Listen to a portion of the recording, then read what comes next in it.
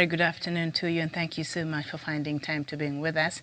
It has been a while. This is Diaspora Dispatches. My name is Miriam Ogutu, and on the show we get to bring you the latest news from the continent of Africa. Good morning, good evening, depending on where you're tuned in from. It's just a few minutes past 3 p.m. here in Nairobi, East African time. And on our bulletin this afternoon, we will start from Tanzania.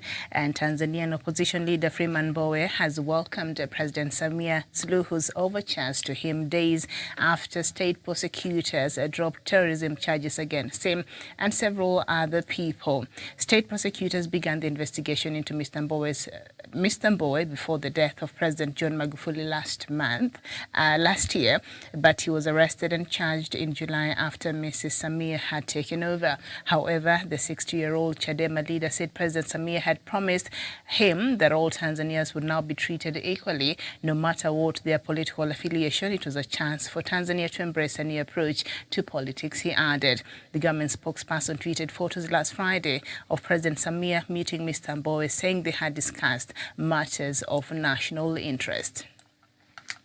And then we head over to Sudan, and a leading Sudanese politician, Babikar Faisal, has been detained, the latest in a series of arrests since October's overthrow of a power-sharing administration. Mr. Faisal, a member of the Civilian Coalition Forces for Freedom and Change (FFC), had been part of a committee before the coup working to dismantle the regime of Omar al-Bashir and seize assets that were looted during his presidency.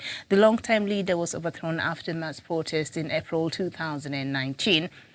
And several other members of the committee have already been arrested on corruption charges. On Monday, the security forces raided the offices of another independent committee that was investigating the shooting dead of more than 100 demonstrators in June 2019. Correspondents say Sudan's military rulers appear to be undoing most of the reforms carried out after the overthrow of the then President Omar al-Bashir.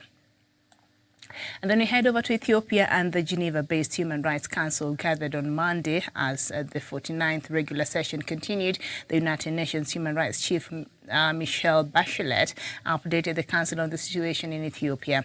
In the war-torn Tigray region, the UN High Commissioner for Human Rights said the context had deteriorated in the past few months. Since the conflict broke out in 2020, inexorably expanded in the Tigray, Afar and Amhara region, the Office of the UN Commissioner received reports of wide-scale human rights violations and recorded cases of gang rapes, deaths in airstrike attacks, and several damage to health facilities. If the Ethiopian parliament lifted the wartime state of emergency last month, efforts to continue in order to reach ceasefire.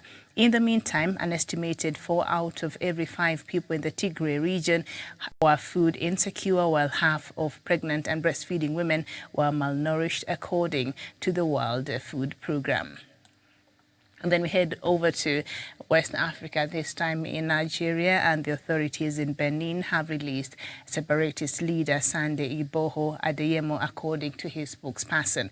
Mr. Igboho was arrested at a Benin airport in July 2021 alongside his wife on Nigeria's request. Although his wife was released days later, the couple was said to be headed to Germany, where his wife is a citizen. He was accused of entering Benin illegally and planning to cause trouble, but he denied the charges. The Nigerian authority never made a formal extradition request. In a statement on Monday, his spokesperson said Mr. Igboho was released to the lead of the umbrella body of Yoruba self-determination groups, Banji Akitonye. And of course, Nigeria accuses Mr. Igboho of stockpiling weapons, calling for the breakup of the country and inciting ethnic killings. Mr. Igboho is hailed as a hero by his supporters after calling for the Yoruba nation in the country's southwest. He fled the country after a raid on his home by Nigerian secret police in July 2021, where 2 of his associates were killed. and still staying with Nigeria.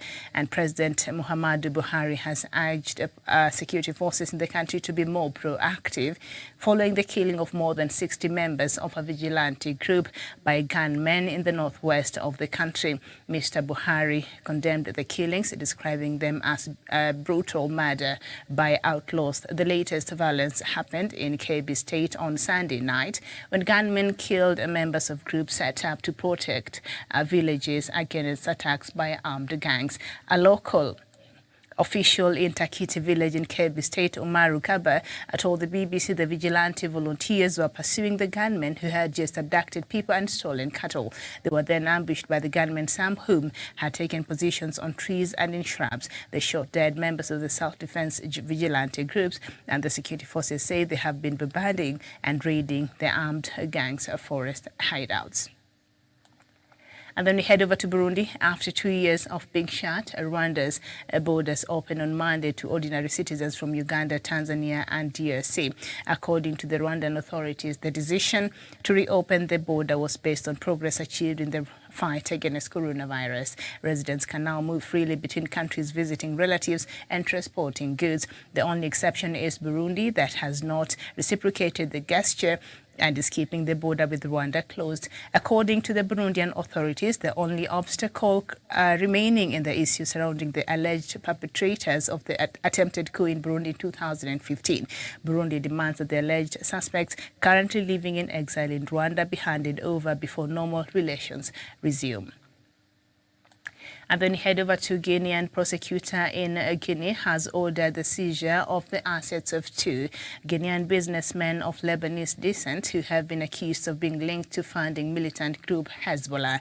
Guinea's prosecutor Alphonse Charles Wright did not elaborate on whether Ali Said and Ibrahim Taher were under arrest. The seizure order comes after the two were sanctioned by the U.S. Treasury for alleged money laundering and financing of terrorism over their links with Hezbollah, the Iranian-backed Shia group in Lebanon.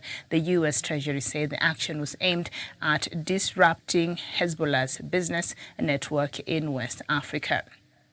And then we head over to South Africa, and police in South Africa are on a high alert in Johannesburg, Alexandria Township, following clashes between local residents and migrants from other African countries. An organization has set up to try to stop foreign nations running businesses in the area. Members of the Alexandria Dudula movement say the migrants are in the country illegally and are taking away jobs from locals. On Monday, residents fought some migrants who had tried to set up their businesses weeks after they had been forcibly closed down. The tension is not new, but has worsened during the COVID-19 pandemic as millions of South Africans have lost their jobs. The Duduba movement has been criticized for encouraging xenophobia and violence, but its backers say they are protecting their livelihoods. And then we go to Egypt, where two Egyptian peacekeepers of the United Nations mission in Mali, MINUSMA, and two Malian soldiers were killed on Monday morning in two separate events in Mali. The United Nations and the Malian army have announced. The head of MINUSMA, El Gassimouane, strongly condemned these attacks in a statement on Monday, calling the Malian authorities to spare no effort to identify the perpetrators of these attacks. The United Nations Security Council condemned in the strongest terms the attack on MINUSMA and extended its deepest sympathies to the families of the Malian soldiers who were killed. And then we end our broadcast this afternoon from Mozambique, where authorities attributed the good result to the mass vaccination campaign and the public's compliance with the social distancing rules. Mozambique has recorded its first day of zero COVID-19 infections, in addition to zero COVID deaths on Monday and zero hospitalization in 24 hours throughout the country. Some 18 people are still recovering from COVID. This milestone is the first since the pandemic started.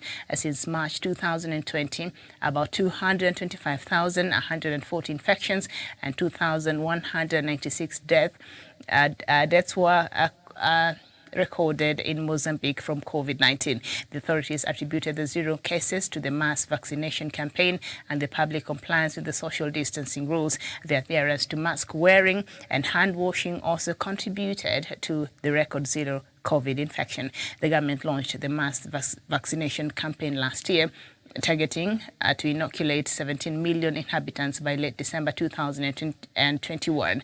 As of 5th of March 2022, a total of 23,563,858 vaccine doses have been administered. And that is just the latest from the continent of Africa this morning. I think, the story from Mozambique, I think it's quite encouraging.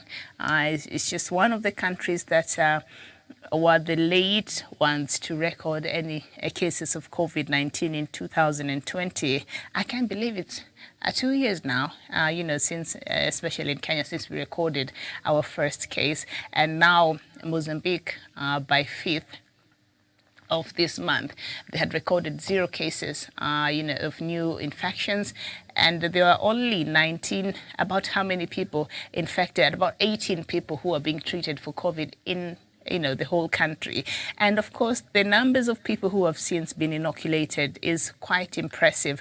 Right now, standing at 23 million, I think the highest. I doubt even Kenya, if you've reached, maybe we've crossed half of that. But Kenyans have been quite reluctant in terms of showing up and, getting vaccinated. So that has been a challenge, although the government has done all it can to ensure that they have as many vaccination centers, even going out of their way and setting some in the city centers. The ones I've seen in Nairobi, I don't know if that is the case from across the country, could be a challenge, especially in the remote areas. But in the city, I've seen the government has gone out of its way to ensure that Kenyans who wants to be vaccinated are able to access this service as near them as possible. But Mozambique, I think it's quite impressive. And you see, when the citizens are able to collaborate with the government, it makes it much easier. I think for us here, it's just too much politicking. We're just embroiled in politics. So everything we have to argue about, it's difficult. But, if we could just borrow a leaf, even the rest of us in Africa, and see how Mozambique now is maybe soon they'll stop wearing masks. But, from this story, Mozambicans, they followed, these measures that are put in place, wearing the mask and washing their hands and social distancing and all these things.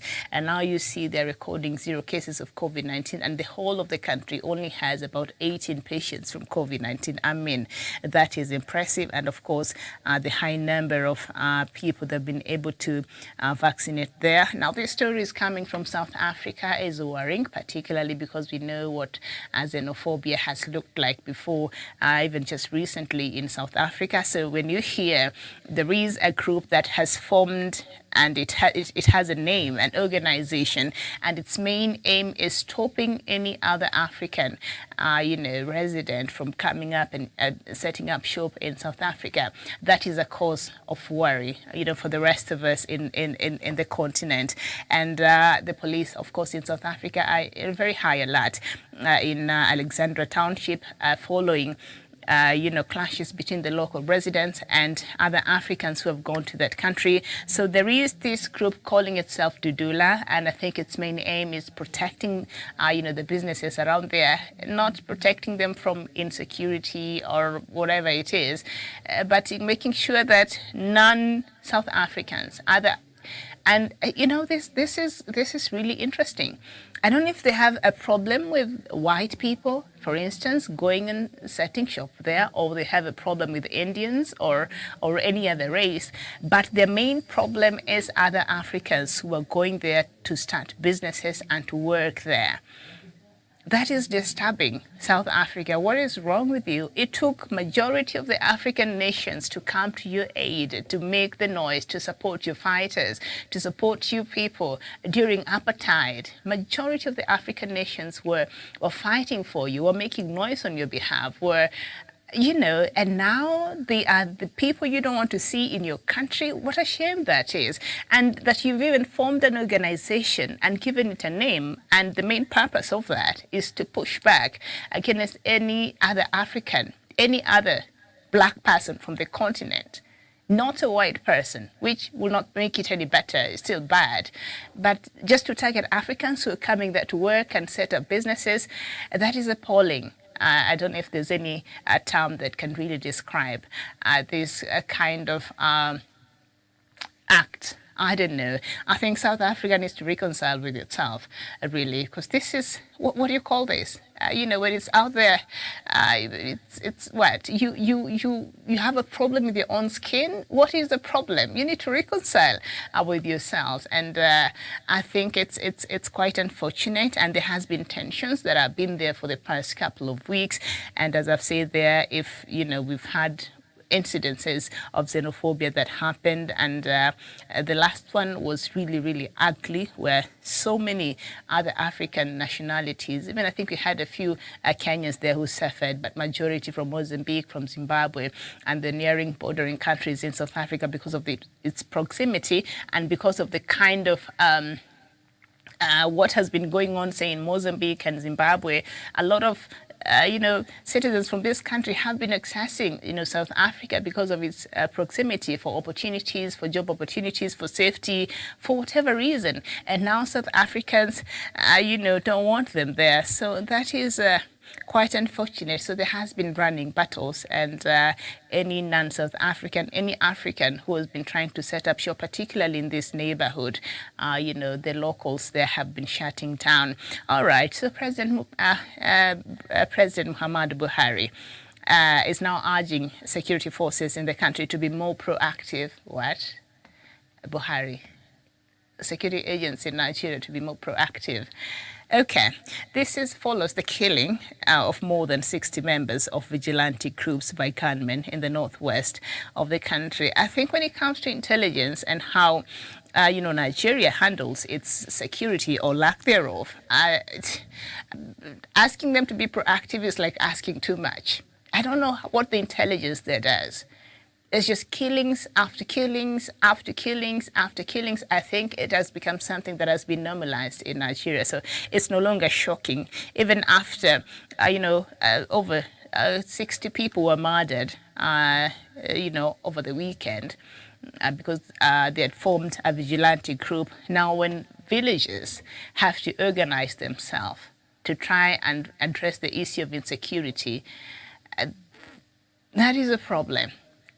The government, the reason why they have to do that is because the government is inept, is because the government, I think, has no desire, is because the government has failed, is because the government cannot do its key mandate and its key responsibility, which is to look after the lives of its citizens. And, the presidency and the government of President Muhammadu Buhari has failed dismally to addressing the issue of security of the people of Nigeria. And the best, Buhari now is left to do is tweet and send, his messages of condolences. And now he's asking his security forces in the country to be proactive. The last I checked, the security forces were even complaining that whatever they do have, to fight these gangs, their artillery did not even match that of these, gangs.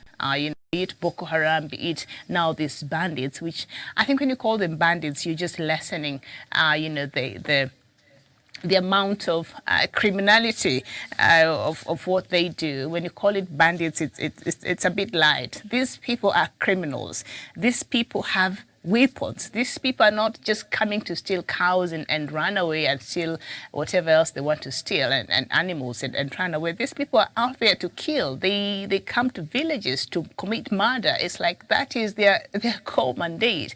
And so President is asking for, the security agents in Nigeria to be proactive. I'd like to see them actually be proactive. I don't know if that is something they're able to do, but time over time again has proved that the Nigerian security agents are incapable. I don't know if we need to change the whole security detail from perhaps top to down there, because something is not working. People are sleeping on their jobs, starting with the head of state himself, who people had to press him for even to come out and call this call these groups terrorists and call them by their right names. It took so much because he didn't want them to be branded that. The government was still protecting and handling this these groups with children's gloves, you know, and so they have morphed, they have grown, they're running a bigger part of that country with their criminal activities. So he's asking his security agents to be more proactive. I don't know if he has equipped them properly to be able to handle the issue of insecurity. And it is sad when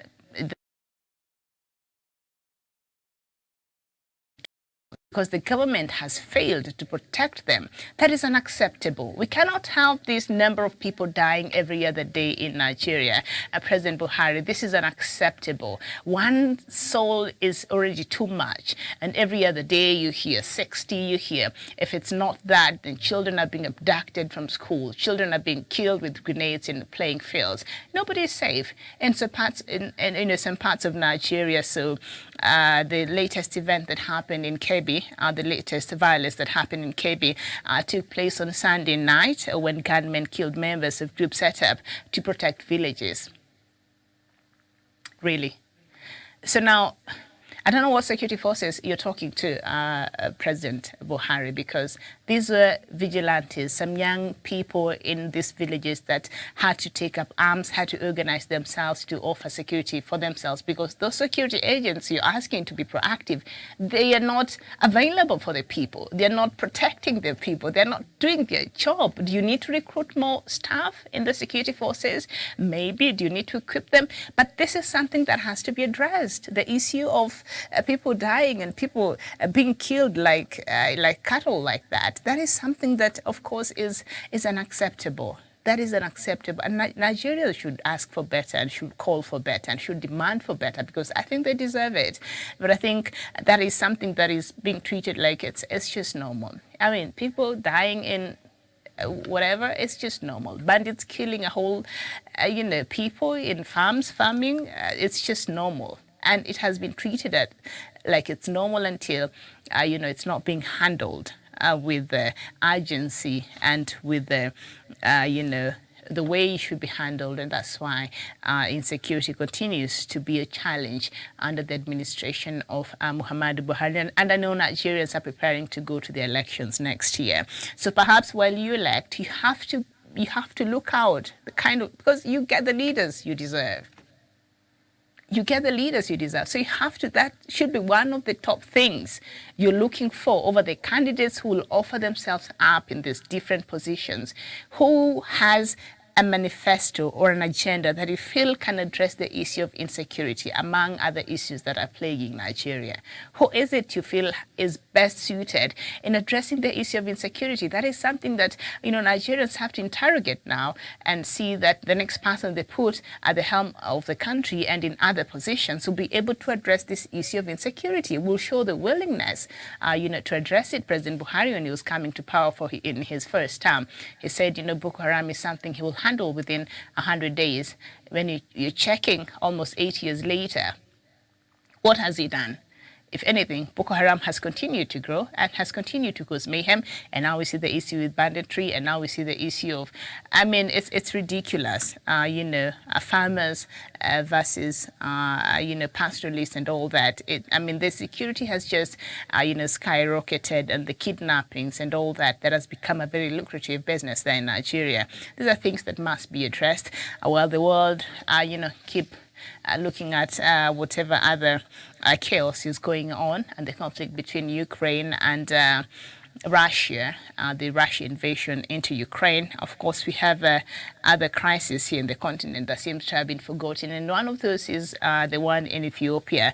And on Monday, the Geneva-based Human Rights Council gathered for its 49th session, and they were given the report by, of course, the United Nations Human Rights Chief, Michelle Bachelet, presented a report that painted a very grim picture of what is happening in Ethiopia.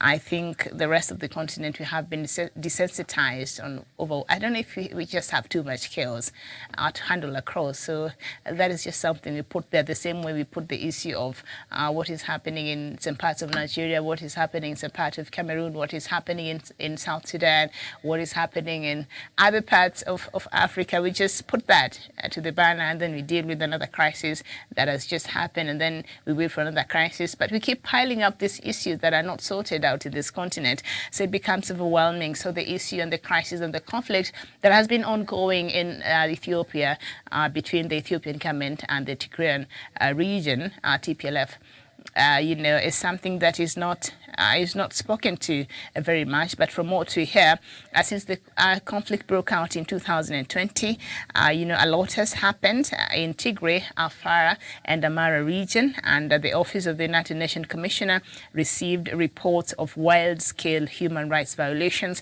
and recorded cases of gang rapes, deaths in airstrike attacks, and severe damage to health facilities.